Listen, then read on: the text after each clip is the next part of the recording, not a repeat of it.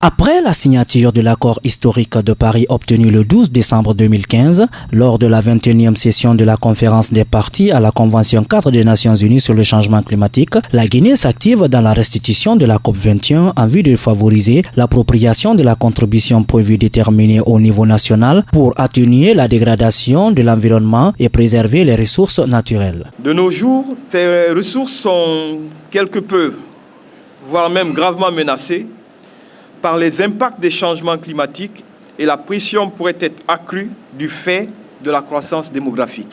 Pour toutes ces raisons, et afin de contribuer le plus efficacement possible à son développement durable, la Guinée se veut être un pays stabilisateur de la sous-région à l'horizon 2030, en préservant et valorisant ses ressources en eau, s'efforçant de rester un puits de carbone, exploitant des ressources en sol et en sous-sol de manière rationnelle. La Guinée qui s'engage dans son INDC de maintenir la température en dessous de 2 degrés, voire 1,5 degrés Celsius d'ici 2030 à travers une réduction de 13% d'émissions de gaz à effet de serre, initie des projets dans ce sens. Nous avons un projet sur l'adaptation au changement climatique. Nous avons un deuxième projet sur l'atténuation des effets au changement climatique.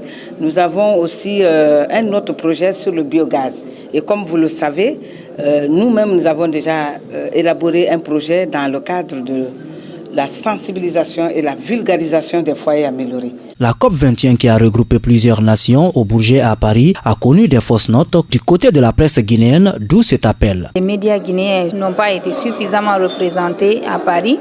Contrairement aux autres pays, on n'était qu'un petit groupe de 10. Il faut qu'on nous assiste pour une prise en charge.